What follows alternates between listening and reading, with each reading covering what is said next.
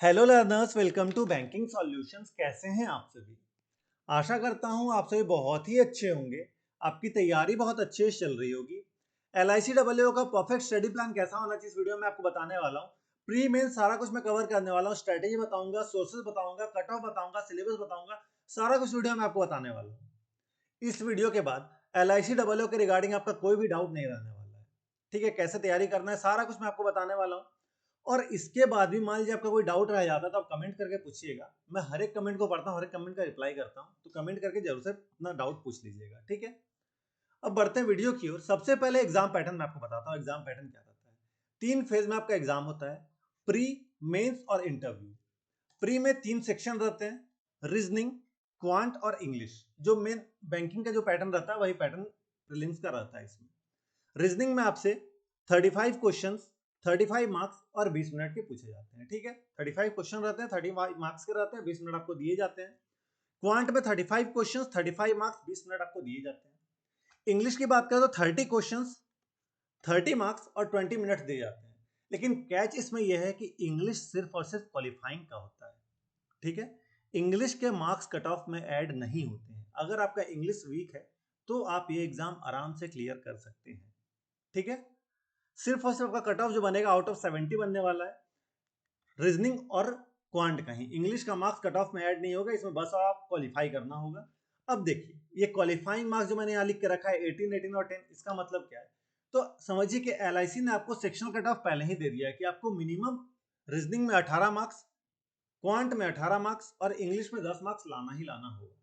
ठीक है, अब बात करते हैं नेगेटिव मार्किंग की। तो इसमें नेगेटिव मार्किंग नहीं होता है, अभी तक तो नहीं है। अब इस बार नोटिफिकेशन में पता नहीं क्या चेंज हो जाए, लेकिन लास्ट ईयर तक जो भी एग्जाम हुए थे लास्ट ईयर तक, उसमें आपका किसी में भी नेगेटिव मार्किंग नहीं था।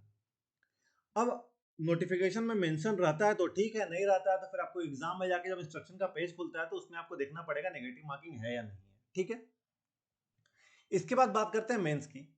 तो मेंस में आपका 5 सेक्शन होता है, reasoning, quant, GK CA, insurance and financial market awareness और इंग्लिश में आपका बस सिर्फ और सिर्फ डिस्क्रिप्टिव राइटिंग होता है। ठीक है, रीजनिंग में आपके 30 क्वेश्चंस, 90 मार्क्स, 40 मिनट्स आपको दिए जाते हैं। क्वांट में 30 क्वेश्चंस, 90 मार्क्स, 40 मिनट्स आपको दिए जाते हैं। जीके सीए में 30 क्वेश्चंस, 60 मार्क्स, 20 मिनट्स आपको दिए जाते हैं। Insurance and financial market awareness में 30 क्वेश्चन, 60 मार्क्स, 30 मिनट्स आपको दिए जाते हैं। और इंग्लिश में सिर्फ और सिर्फ डिस्क्रिप्टिव राइटिंग होता है और कुछ नहीं होता है। इसमें आपके 2 क्वेश्चन रहते हैं, 25 मार्क्स की, 30 मिनट आपको मिलते हैं। ये भी सिर्फ और सिर्फ क्वालिफाइंग होता है। मतलब कि आपका जो एग्जाम में कट ऑफ बनेगा वो सिर्फ और सिर्फ ये 4 सेक्शन को मिलाकर बनेगा। इंग्लिश का कोई रोल नहीं रहेगा कट ऑफ में। ठीक है, बस आपको क्वालिफाई करना रहेगा। और इंग्लिश आप देख रहे हैं इतना इंपॉर्टेंट नहीं है LIC के लिए। बस प्री में आपको 10 नंबर लाना है और मेंस में आपको डिस्क्रिप्टिव राइटिंग क्लियर करनी है। और मेंस में नेगेटिव मार्किंग होता है तो मेंस में भी नेगेटिव मार्किंग नहीं होता, अभी तक तो नहीं है, अब नोटिफिकेशन में आगे पता चलेगा। ठीक है, अब बात करते हैं हम एग्जाम के लेवल की। ठीक है, एग्जाम का लेवल किस तरह का रहता है? तो एग्जाम का जो लेवल रहता है वो IBPS, PO और RRB, PO के बीच में कहीं पे लाई करता है। ठीक है, RRB PO से थोड़ा ऊपर, IBPS PO से थोड़ा नीचे। ठीक है, मतलब अगर आप RRB PO की भी तैयारी कर रहे हैं तो आपका एग्जाम क्लियर हो सकता है। अब इसमें मिनिमम क्वालिफाइंग मार्क्स क्या रहते हैं? तो सेक्शन कट ऑफ जिसे बोला जाए, तो क्वांट में आपका 45 मार्क्स, रीजनिंग में आपका 45 marks, GK CA 30 marks, insurance financial market awareness में 30 मार्क्स और इंग्लिश में वही 10 मार्क्स। ठीक है, अब देखिए, बहुत सारे स्टूडेंट्स का इस बार SBI PO क्लियर होगा। ठीक है, जॉब ले लेंगे SBI PO में। बहुत सारों ने RRB PO भी क्लियर किया होगा, बहुत सारों ने IPS PO भी क्लियर किया होगा। लेकिन ये एग्जाम बाकी एग्जाम से डिफरेंट कैसे है? तो देखिए, वो एग्जाम क्लियर करने वाले हो सकता है कि ये एग्जाम क्लियर ना कर पाए। उसका पीछे का सबसे बड़ा रीजन क्या है? सबसे बड़ा रीजन जो विलन बैठा हुआ है यहाँ पे, जीके सीए और फाइनेंशियल और मार्केट अवेयरनेस। ठीक है, ये सबसे बड़ा विलन दो बन के यहाँ बैठा हुआ है। इसमें जो आपका 50% मिनिमम क्वालिफाइंग मार्क्स है ना, इसी में लोग गड़बड़ा जाते हैं। ओवरऑल कट ऑफ क्लियर भी कर लेना, लेकिन यहाँ पे क्या होता है, करंट अफेयर्स में 30 मार्क्स लाना मुश्किल हो जाता है। और यही यहाँ पे आपका जो है, आपको एग्जाम क्लियर भी करवा सकता है। तो अगर आप जीके सी और इंश्योरेंस फाइनेंशियल मार्केट अवेयरनेस पे ध्यान दे दे अच्छे से, तो आपका एग्जाम आराम से क्लियर हो सकता है। बहुत सारे स्टूडेंट्स जो भी बैंक एग्जाम्स की तैयारी करते हैं इसे इग्नोर करके चलते हैं। इसे आपको इग्नोर नहीं करना है। बैंक एग्जाम में तो चल जाता है कि पहले से आपको कट ऑफ डिसाइड नहीं रहता है कि आपको 50% मार्क्स लाना ही लाना है, उसमें कट ऑफ स्टूडेंट के अटेम्प्ट के हिसाब से चेंज हो जाता है। इसमें क्या है कि अगर मान लीजिए 300 सीट है जनरल का, या ओवरऑल भी 300 सीट है, और अगर 170 स्टूडेंट्स ही है ऐसे जो सिर्फ और सिर्फ आपका मेंस क्लियर किए हैं, ये इनमें नहीं क्लियर किए, तो बस उनका है कि सीट खाली रह जाए चलेगा, लेकिन इतना आपको मिनिमम मार्क्स लाना ही लाना होगा। ठीक है, इसीलिए यहाँ पे मिनिमम क्वालिफाइंग मार्क्स है, इस पे आपको ध्यान देना है। जीके सी और फाइनेंशियल मार्केट अवेयरनेस पे इसे इग्नोर करके नहीं चलना है, डे 1 से इसकी प्रिपरेशन करनी है। ठीक है, लास्ट ईयर जब आया था तो उसमें ऐसा ही कुछ हुआ था कि इंटरव्यू में मात्र 600 स्टूडेंट्स को बुलाया गया था। आप सोच सकते हैं, जहां बैंक में 3 गुना स्टूडेंट्स या 10 गुना स्टूडेंट्स ऐसे बुलाए जाते हैं, यहाँ पे कम ही रहते हैं, क्योंकि लोग क्लियर कर ही नहीं पाते हैं। उतने लोग क्लियर करेंगे तब तो एग्जाम क्लियर होगा, तब तो सीट देंगे वो। तो मेंस ही क्लियर नहीं हो पाता है ठीक से, कट ऑफ ही क्लियर नहीं हो पाता है मेंस का सेक्शनल वाला, तो कहाँ से हो पाएगा। तो आपको क्या करना है, जीके सी और इंश्योरेंस फाइनेंशियल मार्केट अवेयरनेस पे ध्यान देना है डे वन से ही आपको अच्छे से पढ़ते हुए चलना है डिटेल में, ताकि आपका कोई भी चीज मिस ना हो जिस चक्कर में आपका सेक्शनल कट ऑफ रह जाए। ठीक है, अब बात करते हैं कट ऑफ की। इतना कुछ आपको पता चला, तो अब कट ऑफ क्या रहता है ये आपके दिमाग में होगा कि कट ऑफ आखिर कितना रहता है। तो देखिए, ये आउट ऑफ 70 है, ये प्री का कट ऑफ है। प्री में एससी का 48, एसटी का 45, OBC 52, EWS 52, UR 55, LD 44, VI 46, HI 32, ID या एमडी 32। ठीक है, ये मेंस का कट ऑफ है। मेंस में SC 164, ST 164, OBC 164, EWS 198, UR 223, LD 156, VI 187, HI 172 और आईडीएमडी 221। ठीक है, अब बात करें फाइनल जो कट ऑफ बना था जिसपे आपका जॉब होना था, एससी का 244, एसटी का 205, OBC 266, EWS 272, UR 281, LD 231, VI 264, HI 205 और आईडीएमडी 257। ये इंटरव्यू और मेंस का मिलाकर है। ठीक है, तो ये आपका कट ऑफ बना था फाइनल। अब हम बात करते हैं सिलेबस के कि सिलेबस क्या रहता है। देखिए, जिसके सामने मैं डॉट लगाऊंगा वो प्री प्लस मेंस दोनों में आता है, और जिसके सामने सिर्फ ऐसे स्टार बना देता हूं, जिसके सामने स्टार बना दूंगा वो सिर्फ और सिर्फ मेंस में आता है। ठीक है, तो इसमें देखिए, सिटिंग अरेंजमेंट प्री मेंस दोनों में आता है, डायरेक्शन टेस्ट प्री मेंस दोनों में आता है, इनपुट सिर्फ और सिर्फ मेंस में आता है, प्री में आपको देखने को नहीं मिलता है, स्टेटमेंट आर्गुमेंट कंक्लूजन सिर्फ और सिर्फ मेंस में रहता है, एनालिटिकल रीजनिंग सिर्फ और सिर्फ मेंस में रहता है, कोडिंग डिकोडिंग प्री मेंस दोनों में रहता है, पजल्स प्री मेंस दोनों में रहता है, इनइक्वालिटीज प्री मेंस दोनों में रहता है, सिलॉक्स प्री मेंस दोनों में रहता है, ब्लड रिलेशन प्री मेंस दोनों में रहता है, ऑर्डर रैंकिंग प्री मेंस दोनों में रहता है, alpha numeric series pre mains दोनों में रहता है, मशीन इनपुट आउटपुट सिर्फ और सिर्फ मेंस में रहता है, अल्फा न्यूमेरिक सिंपल सीरीज सिर्फ और सिर्फ प्री में रहता है, नहीं प्री मेंस दोनों में रहता है। ठीक है, मेंस में कोडेड फॉर्म में आ जाता है। ये आपका रीजनिंग का एक और चीज ऐड कर लीजिए आप इसमें, डीएस। ठीक है, डेटा समस्या का क्वेश्चन रहता है। डेटा समस्या सिर्फ और सिर्फ मेंस में आता है, कभी कभी आपको प्री में देखने को मिल सकता है, लेकिन ज्यादातर ये मेंस में देखने को मिलता है। अब बात करते हैं हम क्वांट के सिलेबस की। तो क्वांट में आपका simplification, quadratic equation, simple and compound interest, ratio proportion, problems on ages, surds and indices, probability, DI में bar graph, line graph, tabular, radar, web, pie chart, हर तरह की DI, pipe and cistern, HCF LCM, mensuration, permutation combination, percentage, speed distance time, data sufficiency, boats and stream, number series, approximation, profit loss, partnership, work and time या time and work, mixture alligation, average, ये सभी चीजें आपके mains के syllabus में है। ठीक है, और प्री में दोनों ही में आता है। ठीक है, ऐसा कुछ नहीं है कि सिर्फ और सिर्फ प्री में, सिर्फ और सिर्फ मेंस में आएगा, ये दोनों ही में रहता है, प्री मेंस दोनों ही में रहता है। ठीक है, अब बात करते हैं इंग्लिश की। तो इंग्लिश में आपका parts of speech, sentence improvement, active passive voice, singular plural, passage completion, vocab based question, subject verb agreement, spotting error, direct indirect speech, parajumbles, RC, word usage, error correction, synonym antonym, idioms, phrases, fillers, cloze test और phrase या connector. ठीक है, ये आपका mains का syllabus होगी। Mains और pre, mains में तो आता ही नहीं है, सिर्फ और सिर्फ प्री का सिलेबस है। मेंस में तो सिर्फ और सिर्फ डिस्क्रिप्टिव रहती है। अब बात करते हैं सिलेबस इंश्योरेंस अवेयरनेस की। तो इसमें आपका development, business and finance topic, various laws, history and banking awareness, financial institution terminologies, current banking news और इंश्योरेंस न्यूज, जो भी चीजें होती है ये सिर्फ और सिर्फ मेंस का रहता है। प्री में तो ये आता ही नहीं है सिलेबस में। अब प्री के लिए क्या किया जाए, देखिए अभी आपका प्री मेंस आपको दोनों लेकर चलना है, लेकिन ज्यादा फोकस आपको प्री पे रखना है। ठीक है, अगर आपका कोर्स कंप्लीट नहीं है तो, अगर है तो फिर आप दोनों मेंस का भी ज्यादा करके चल सकते हैं।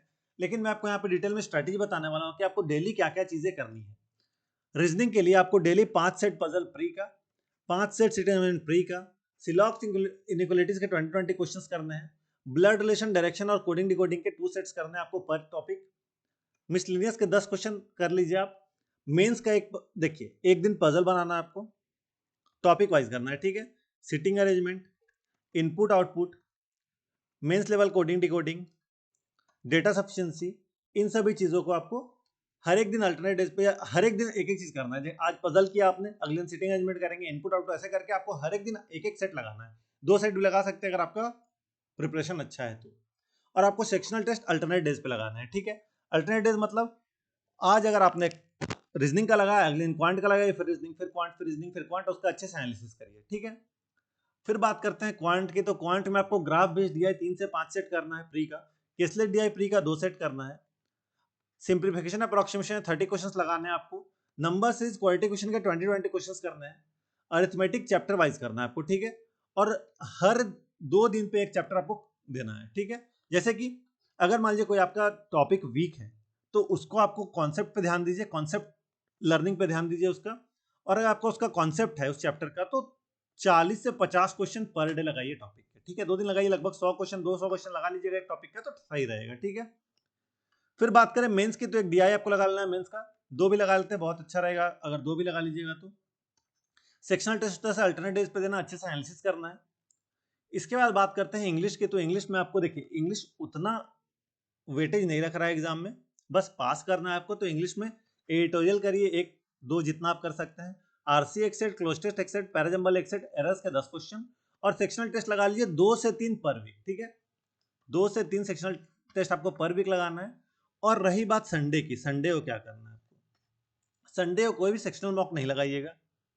संडे को आपको ज्यादा ध्यान अपना करंट अफेयर्स पे देना है। ठीक है, और फाइनेंशियल मार्केट अवेयरनेस पे देना है आपको। ये 2 टॉपिक पे अच्छे से ध्यान देना संडे को। बाकी दिन तो करना ही करना है। देखिए बाकी डेली आपको जीके में क्या करना है, आप मंथली नहीं वीकली करंट अफेयर से करेंगे। ठीक है, पहले वीकली फिर मंथली, पहले वीकली फिर इसके बाद मंथली करेंगे।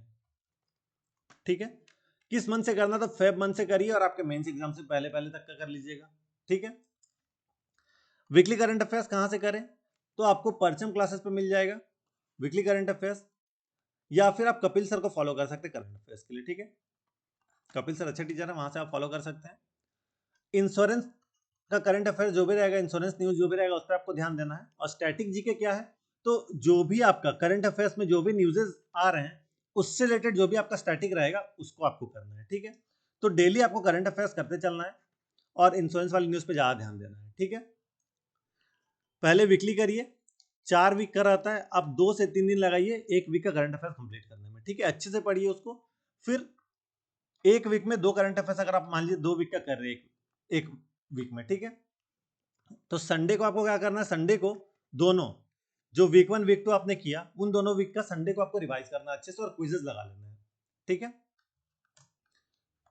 इंश्योरेंस अवेयरनेस की बात करें तो देखिए ये 3 पीडीएफ, IC1, IC2 और IC14, ये 3 पीडीएफ आपको मिलेंगे, या इसका आप बुक भी ले सकते हैं।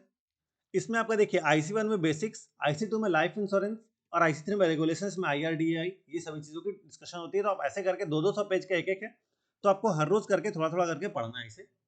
ठीक है, इसके बाद बात करें मॉक टेस्ट की। मॉक टेस्ट आपको किस तरह से लगाना है, तो मॉक टेस्ट आपको वीक में 6 से 7 लगाना है, मतलब कि पर डे एक मॉक आपको लगाना है। संडे आप चाहे रेस्ट ले सकते हैं, लेकिन बाकी दिन आपको एक मॉक लगाना ही लगाना है, उसका अच्छे से एनालिसिस करना है। अब एनालिसिस किस तरह से करेंगे, मेन फोकस आपका क्वांट और रीजनिंग पे होना चाहिए। इसमें जो क्वेश्चन आपसे नहीं बने हैं या गलत बने हैं, ठीक है, जो आपने स्किप किया है या आपने रॉन्ग किया है, उन्हें आपको 2 बार बनाना है। एक बार सॉल्यूशन देखकर बनाना है, एक बार खुद से बनाना है। अगर सॉल्यूशन देखने के बाद भी समझ में नहीं आ रहा, मतलब आपका कॉन्सेप्ट गड़बड़ी है उसमें, तो आपको कॉन्सेप्ट बिल्डिंग पर भी ध्यान देना है, ठीक है। स्किप किया अगर आपने, तो अगर आपने स्किप किया मतलब उस पर कॉन्सेप्ट नहीं होगा आपका, उस चैप्टर का कॉन्सेप्ट ले लीजिए और फिर अगले दिन मॉक लगाइए, ठीक है। इसके बाद बात करते हैं सोर्सेज की, कहाँ कहाँ से क्या क्या चीज़ें करेंगे, कौन से बुक्स लूँ या किस एजुकेटर को फॉलो करूँ, सारा कुछ देखिए। बुक्स में बात करें तो पजल के लिए पजल मैनिया ऑलिव बोर्ड की बुक है, वहाँ से कर सकते हैं। एस रीजनिंग अड्डा 247, इसमें आपको सारा कुछ मिल जाएगा, यहाँ से कर सकते हैं। आर अग्रवाल की बुक से कर सकते हैं। और क्रिटिकल रीजनिंग के लिए statement, conclusion, argument, course of action, इसके लिए आप एम के पांडे सर की बुक को आप कर सकते हैं रेफर, ठीक है। अब एजुकेटर्स की बात करें तो जितने एजुकेटर्स का नाम मैंने यहाँ मेंशन किया है, उनके अलावा आपको कहीं से नहीं पढ़ना है। सबसे पहला सोर्स तो आपको बैंकिंग सॉल्यूशंस, मेरा ही चैनल, ठीक है। बैंकिंग सॉल्यूशन से आप कर सकते हैं। अगर आपको मुझसे नहीं पढ़ना है तो फिर बाकी इन 4 एजुकेटर्स के अलावा कहीं और मत पढ़िएगा। Sanjay sir art of reasoning के, वहां से कर सकते हैं। राधे सर, राधे की रीजनिंग चैनल से, वहां से कर सकते हैं। स्मृति सेठी मैम स्टडी नीति पे फ्री पढ़ाती है, लर्निंग नीति पे इनका पेड वाला है। लर्निंग नीति इनका अपना प्लेटफॉर्म है, स्टडी नीति यूट्यूब चैनल है। पुनीत सर बैंकर्स पे पढ़ाते हैं, यहाँ से आप कर सकते हैं। इनके अलावे और किन्हीं टीचर को फॉलो मत करिएगा, मैं बार बार बोल रहा हूँ, ठीक है। इतने ही टीचर हैं जिन्हें आप फॉलो कर सकते हैं, जिन पे आप ट्रस्ट कर सकते हैं, ठीक है। इनके अलावे और कोई टीचर के पास मत जाइएगा, मैं आपको बार बार बोल रहा हूँ। अब आपको कैसे पता चला किस एजुकेटर से करें, तो इन 4 में से आप किसी से भी कर सकते हैं। हर दिन एक एक एजुकेटर का वीडियो देख के चेक कर लीजिए कि आप उनसे गाइड कर पा रहे हैं या नहीं, उनका पढ़ाया हुआ आपको समझ में आ रहा है या नहीं। समझ में आ रहा है जिन एजुकेटर से, उन्हें आपसे कर सकते हैं उनसे। अब बात करते हैं क्वांट के सोर्सेज की, तो क्वांट में बुक्स की बात करें तो क्वांटम कैट बाई सर्विस के, और मैं इससे कर सकते हैं, आर सवाल से कर सकते हैं। क्वांट की एस बुक आती है अड्डा की, उससे कर सकते हैं। या फिर डीआई डिकोडर सिर्फ और सिर्फ डीआई के लिए ऑली बोर्ड पे आपको वहां से मिल जाएगा। एजुकेटर्स की बात करें तो इन 3 एजुकेटर्स के अलावा नहीं फॉलो करिए किन्हीं और को। Harshal Agarwal sir learning capsule पे पढ़ाते हैं फ्री में यूट्यूब पे, और लर्निंग नितिन का पेड वाला है। शांतनु शुक्ला सर अड्डा 247 पे पढ़ाते हैं, और आशीष सर स्टडी फाइड पे पढ़ाते हैं। इनके अलावा और कोई एजुकेटर नहीं है। और अगर आप मेरी राय माने ना, अगर आप मुझसे पूछे कि सबसे बेस्ट एजुकेटर कौन है, तो सबसे best educator Harshal Agarwal sir है। इनको फॉलो करिए, आंख बंद करके ब्लाइंडली फॉलो करिए, जो सर बोल रहे हैं बात मानिए। उसके बाद आपको कभी भी कोई दिक्कत नहीं आएगी क्वांट में, ये मेरी गारंटी है, ठीक है। अगर आपने हर्षल सर से पढ़ लिया क्वांट, तो कहीं आपको फिर भटकने की जरूरत नहीं है। बेस्ट एजुकेटर पूरे इंडस्ट्री में, ठीक है। इसके बाद इंग्लिश के सोर्स की बात करें तो इंग्लिश में आपको बुक्स की बात करें तो प्लिंथ टू पैरामाउंट, इस बुक से कर सकते हैं। Objective English by SP Bakshi, इस बुक से कर सकते हैं। और वर्ड पावर मेड इजी, इस बुक से कर सकते हैं। Word power made easy vocab के लिए, बाकी इन दोनों से कोई एक बुक आप ले सकते हैं। अगर आपको एजुकेटर्स चाहिए तो एजुकेटर्स में आप निमिषा बंसल मैम को फॉलो कर सकते हैं, YouTube channel Nimisha Bansal YouTube channel, यहाँ से कर सकते हैं। Varun Chitra sir learning capsule या लर्निंग नीति, वहां से आपको मिल जाएंगे इनके कोर्सेज। और किंजल मैम अड्डा 247 यूट्यूब चैनल पे पढ़ाती है, या फिर अड्डा 247 ऐप पे भी है, उनसे आप पढ़ सकते हैं। तो इन 3 एजुकेटर इंग्लिश, बाकी आपको मैंने बताया सभी सब्जेक्ट का। अब बात करें डिस्क्रिप्टिव राइटिंग की, इसकी प्रैक्टिस कहाँ से करें, तो देखिए अगर आपको सिर्फ पीडीएफ चाहिए तो टेलीग्राम तो मेरा चैनल है बैंकिंग सॉल्यूशंस नाम से, वहां पे आपको डिस्क्रिप्टिव राइटिंग के 30-35 पीडीएफ्स मिल जाएंगे, वहां से आप कर सकते हैं। और अगर आपको सीखना है तो आप इन तीनों में से किन्हीं एजुकेटर को फॉलो कर सकते हैं। निमिषा मैम का फ्री बैच भी होगा कहीं यूट्यूब पे, आप उसे सर्च कर सकते हैं और वहां से कर सकते हैं, ठीक है। बाकी इंपॉर्टेंट चीज़ों का लिंक आपको डिस्क्रिप्शन में मिल जाएगा।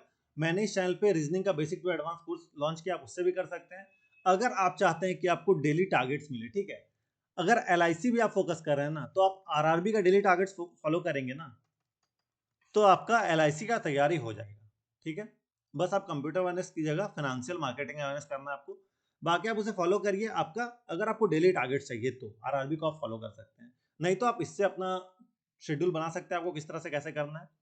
तो यही था आज के वीडियो में। आपको कोई भी डाउट है तो आप कमेंट करके पूछिए, और अपने दोस्तों को शेयर भी कर दिए, क्योंकि बहुत ज़्यादा डिमांड आ रहा था इस टॉपिक पे वीडियो बनाने के लिए, मैंने टॉपिक पे वीडियो बनाया है। अपने दोस्तों को शेयर कर दीजिए, बहुत मेहनत लगती है ऐसे वीडियो बनाने में। अगर आपको मेरे एफर्ट्स अच्छा लगे, इस वीडियो को लाइक करें, अपने दोस्तों के साथ शेयर करते थोड़ा फायदा हो सके। आप मेरे चैनल को सब्सक्राइब करते कि आने वाली वीडियोस नोटिफिकेशन आपको मिलती रहे। जस्ट आप यहाँ क्लिक कर सब्सक्राइब कर सकते हैं, सब्सक्राइब करके मुझे सपोर्ट करें, इससे मुझे मोटिवेशन मिलती है रोज लाने की। आपको किसी प्रकार डाउट है, कोई भी सजेशन या फीडबैक देना, आप कमेंट सेक्शन में दे सकते हैं। आपको आपके एग्जाम के लिए all the best. Thank you.